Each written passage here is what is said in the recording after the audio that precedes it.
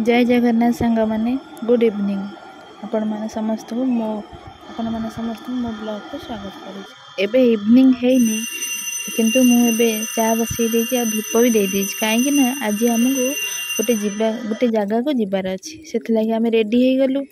एबे चलन देखा आम कुआड़े जाऊँ।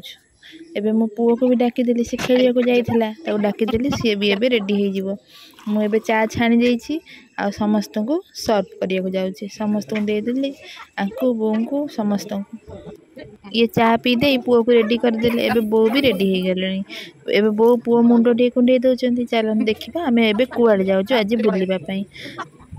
बो पुअर मुंड को कुंडे देइचंती। एबे आम घरे जो लेंबू होता से आम नहीं जाऊँ बाहर बुलवा चलन देखा। एबे बो बाहर पुओ बो को हाथ धरदे नहीं गाड़ी में बसाईदेला। बो एबे गाड़ी में बसी पड़े। एबे आमे भी गाड़ी में बसी घर ताला पकई जय जगन्नाथ को डाकी बाहरलु बुलवाई। चलतु आम सांगे बुलवा को चलतु देखो आम कुआड़े आज बुलवाई जाऊँ। एमती गाड़ी में जाऊ था बाहर सुंदर सुंदर नजारा भी देखु था और किछि किछि कथबार्ता भी है आम आगू आगू बढ़ी चल था।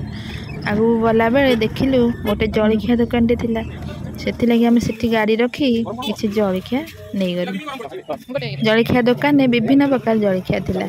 ये गोटे वेजिटेबल चॉप टाइप रो थिला जोटा मते भल लागला मु आनी ताको खाइली।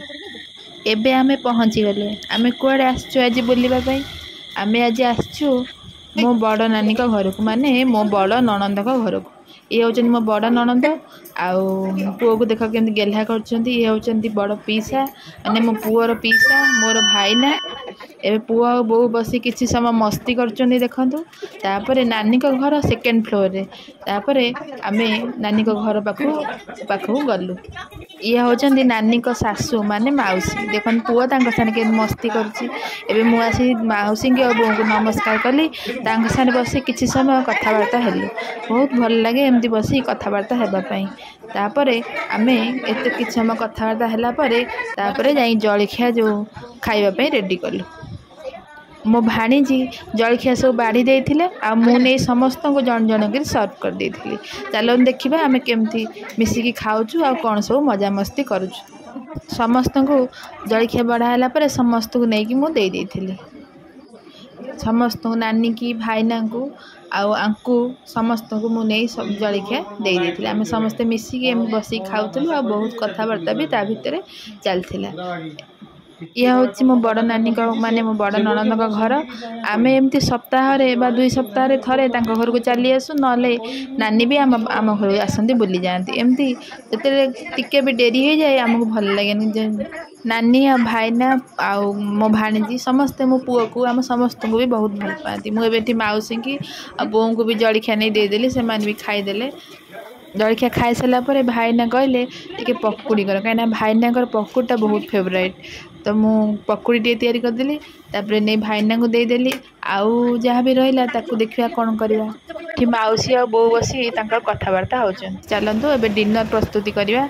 मो भाणीजी ये रुटी बेल दौरान मुझे रुटी सेकी दौची। आज आम बुट डाली आलू आ जो पकुड़ी मु करी रखी पकई गोटे तरकारी करदेली। ये फोटो उठा भी चलती। मो पुओ ये फोटो उठाऊँ विभिन्न पोज देकी मो भाणीजी ता फोटो उठे दौरान। आउे मु भी कहीं पछरे रही मु भी गोटे फोटो उठे देती। मो भाणीजी मो फोटो गोटे उठे देते। आरि भितर एमती मजा मस्ती भितर आमर डिनर भी रेडी हो जाता। चलन देखा केमती होती आज डिनर।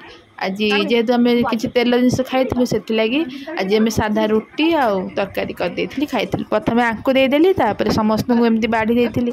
आम समस्ते मिसिक खाई। मुझे भाईना सारे किसी समय बसी कथा होती। मत बहुत भल लगे कथा सारे एमती बसी कथा हाँपाई बढ़िया बहुत मजा मजा गप भी भाईना कहती। बहुत शिक्षा कथा भी कहती से मत सारे बसिक कथा हाँपाई बहुत भल लगे।